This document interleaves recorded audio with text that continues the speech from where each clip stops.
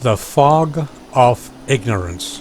We live under such a state, and quite often we are unaware of the manipulation caused by ignorance. Other people telling us what to think and how to think. Many years ago, at the birth of my son, a well-meaning friend gave my wife, then, a plaque for the child's room. It read in part, "If I should die before I wake, I pray my soul the Lord to take." My wife, being a lot smarter and more intuitive than I am, refused to place it in my son's room. She said that she would not have her child going to sleep with such thoughts. And here all along, under the guise of religion, I failed to see the horror of such a so-called prayer. Of course, fear have always been the cement that binds.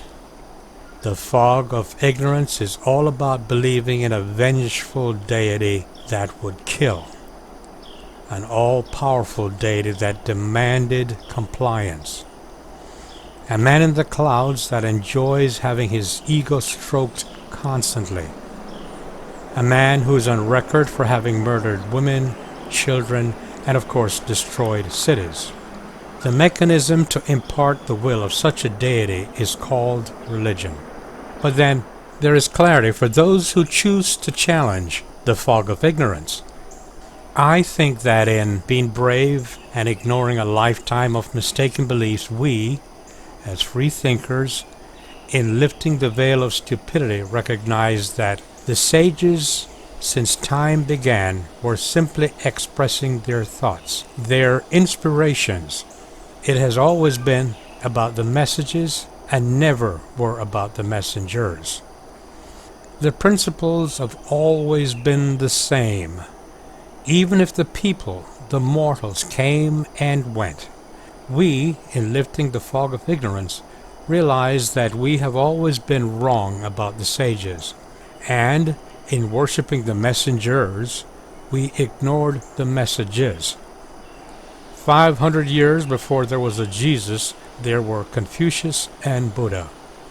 And 1,000 years before them, we had Akhenaten, the creator of the one God theory. Messengers, all of them were simply messengers, sharing the same messages. It is only when we lift the veil of ignorance, I believe, do we begin to see that the God we seek has always been right here and right now, has always been inside each of us. In the end, this observation, my observation, should be challenged, and you should think for yourself. No one can lift your veil of ignorance but you. Of course, it takes courage, because the fear of God is powerful. And of course, it takes intelligence to lift that veil of ignorance.